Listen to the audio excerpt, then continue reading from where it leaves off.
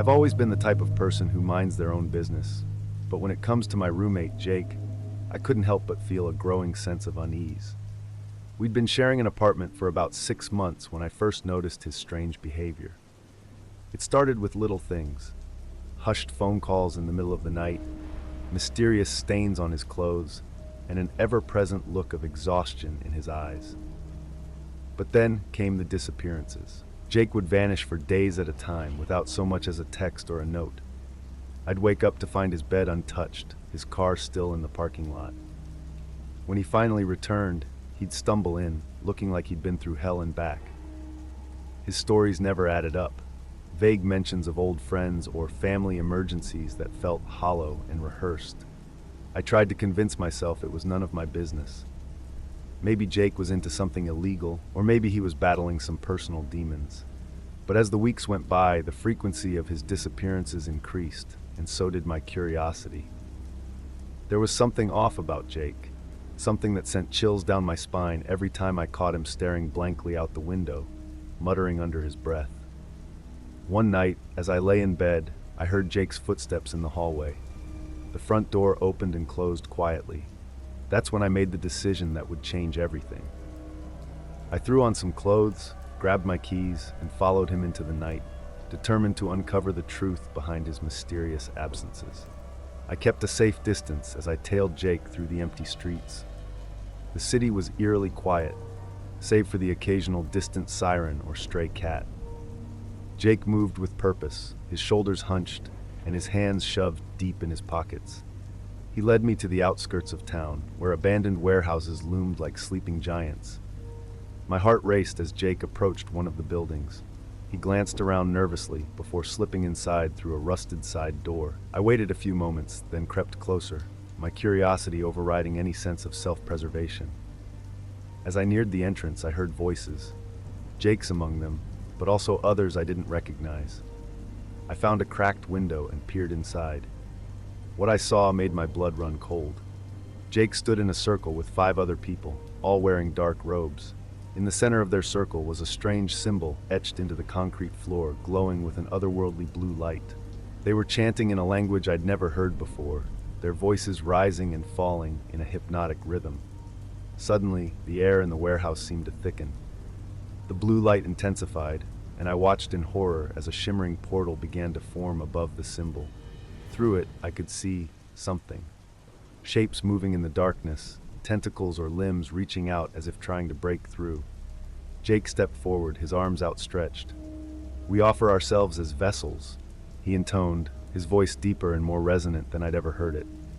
"Grant us the power to walk between worlds." I stumbled back from the window, my mind reeling. This couldn't be real. It had to be some sort of elaborate prank, or maybe I was losing my mind. But deep down, I knew what I'd seen was all too real. I needed to get out of there, to run as far away as possible. As I turned to flee, my foot caught on a piece of scrap metal. I crashed to the ground, the clatter echoing through the night. Inside, the chanting stopped abruptly. I scrambled to my feet, heart pounding, and ran as fast as I could. Behind me, I heard shouts and the sound of pursuing footsteps. I didn't stop running until I reached our apartment building. I locked myself in my room, trying to catch my breath and make sense of what I'd witnessed. Jake didn't come home that night, or the next. When he finally returned 3 days later, he looked worse than ever, pale, gaunt, with dark circles under his eyes that seemed to swallow all light. He knew I'd followed him. I could see it in the way he watched me, a mixture of fear and something else. Hunger, maybe, or desperation. We danced around each other for days, neither of us acknowledging what had happened. But the tension was unbearable, and finally, I confronted him. "What the hell is going on, Jake?" I demanded. "What was that thing I saw?" Jake's face crumpled, and for a moment, I saw a glimmer of the person I thought I knew. "You shouldn't have followed me," he whispered.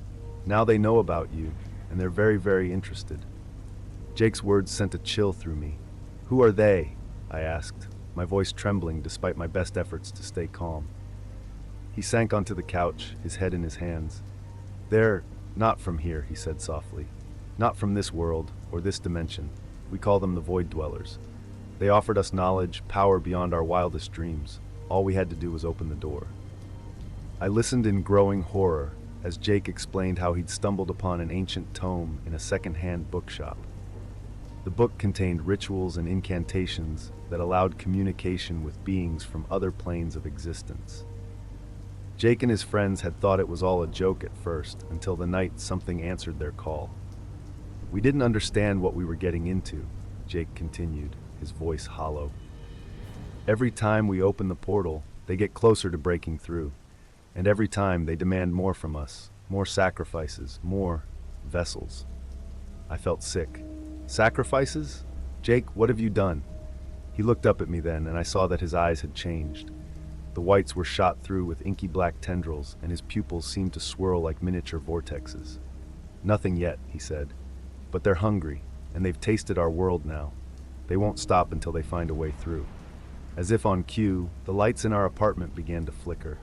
A low, atonal hum filled the air, making my teeth ache. Jake's eyes widened in panic. "They're coming," he whispered, "and they know you're here." The room temperature plummeted, and I could see my breath misting in the air. Dark shapes began to coalesce in the corners, writhing and reaching towards us with ethereal tendrils. Jake grabbed my arm, his touch icy cold.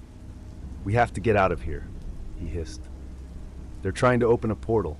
If they succeed, it's game over, not just for us, but for everyone." We bolted for the door, but it slammed shut on its own. The walls began to ripple and distort, as if reality itself was coming undone. I could hear whispers in my head, promising power, knowledge, and things beyond my comprehension if I just gave in. Jake pulled out a small, leather-bound book from his pocket. "There's only one way to stop this," he said, flipping through the pages with shaking hands, "but it comes at a price." As he began to chant in that strange, otherworldly language, I felt a tugging sensation in my chest. The darkness retreated slightly, coiling and hissing like wounded animals. Jake's voice grew stronger, more commanding, and I watched in awe as his body began to glow with an inner light. With a final thunderous word, Jake thrust his hand forward. There was a blinding flash and then silence. The oppressive atmosphere vanished, and our apartment looked normal again. But Jake was gone. Where he had stood was nothing but a scorch mark on the carpet. I never saw Jake again after that night. Sometimes, I think I can hear his voice on the wind or see his reflection in mirrors. Whatever he did, whatever price he paid, it saved me and maybe the world. But I'll always wonder, did he close the door for good or just delay the inevitable?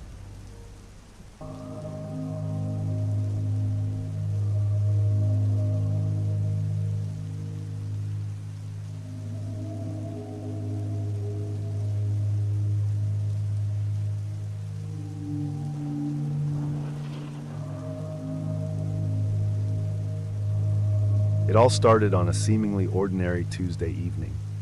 I had just returned from a grueling shift at the hospital, my scrubs still reeking of antiseptic.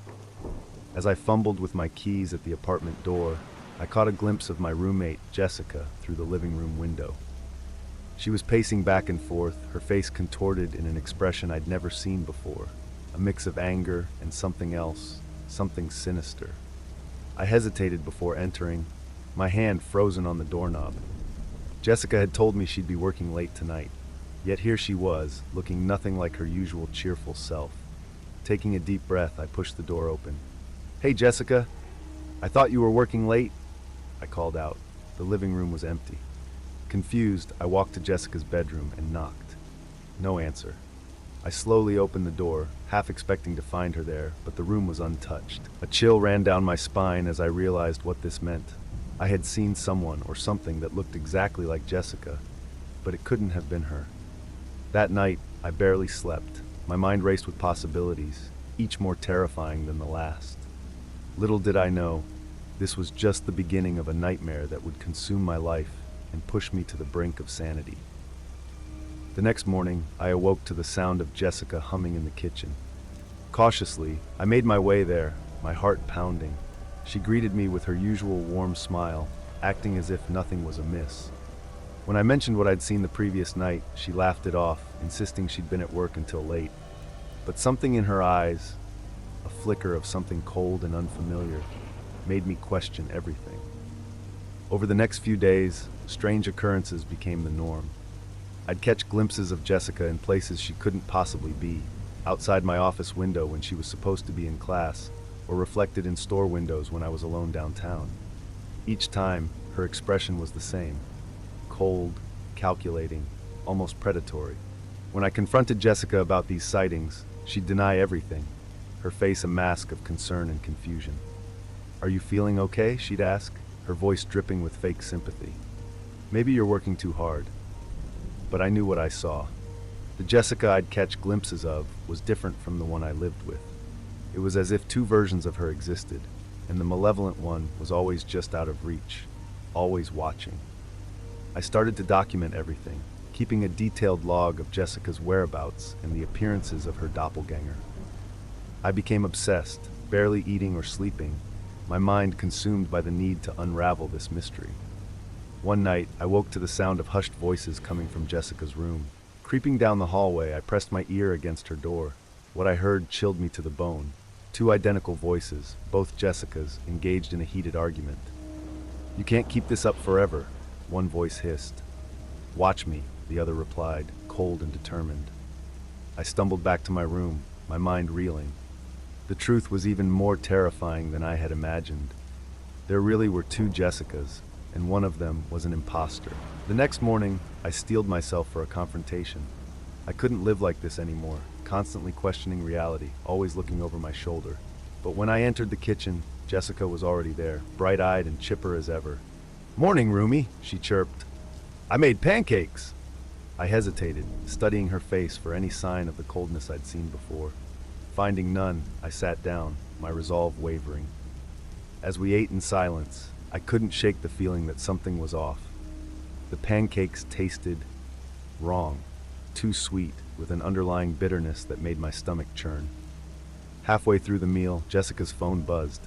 She glanced at it, her expression changing for a split second, a flash of that predatory look I'd come to fear. When she excused herself to take the call in her room, I knew I had to act. Heart pounding, I crept to her door, straining to hear the conversation. What I heard made my blood run cold. "Yes, it's almost done," Jessica's voice said, low and menacing. "Once I've fully integrated into her life, we can proceed with the next phase." No, she suspects nothing. Humans are so easily fooled.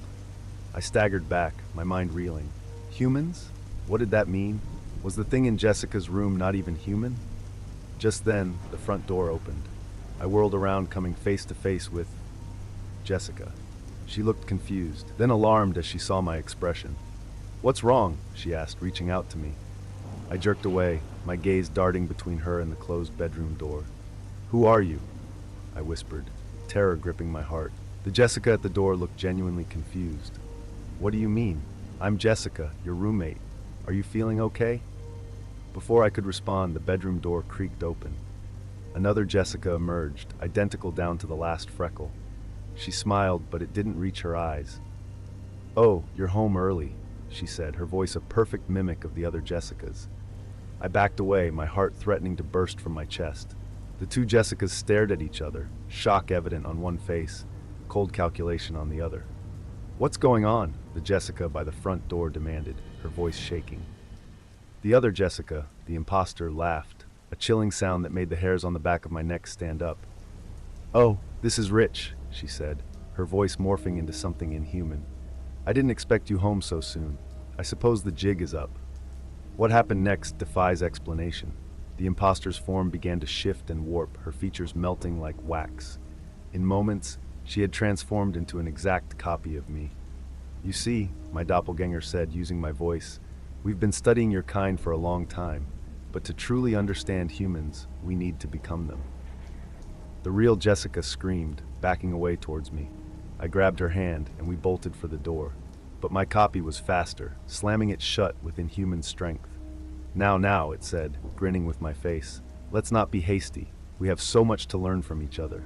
Trapped in our own apartment, Jessica and I huddled together, facing a nightmare beyond imagination. The thing wearing my face advanced, its eyes gleaming with alien intelligence. What followed was a night of terror that pushed us to the limits of sanity. The creature, still wearing my face, explained its mission: to study and eventually replace humans. It was part of a larger invasion, with doppelgangers already integrated into society. learning our ways, our weaknesses. Jessica and I fought back with everything we had. We threw furniture, tried to reason with it, even attempted to overpower it physically. But it was always one step ahead, its inhuman strength and intelligence making our efforts seem futile. As dawn broke, we found ourselves cornered in the kitchen. The doppelganger advanced, its borrowed features twisting into a cruel smile. "It's been educational," it said, reaching for us with elongated fingers. In a moment of desperate inspiration, I grabbed the salt shaker from the counter and hurled its contents at the creature. To our amazement, it recoiled, hissing in pain as its skin bubbled and smoked where the salt touched it. Taking advantage of its momentary weakness, Jessica and I made a break for the door. We ran, not stopping until we were blocks away, gasping for air in a busy street. We went to the police, but who would believe our story? We had no proof, just our wild tale and haunted eyes. We've been on the run ever since, never staying in one place too long, always looking over our shoulders. I'm sharing this story as a warning. Look closely at your loved ones, your colleagues, your neighbors. Are they acting strange? Do they seem off? The invasion has already begun, and the doppelgangers walk among us. Trust no one, not even yourself. For in this new world, your own face might become your worst enemy.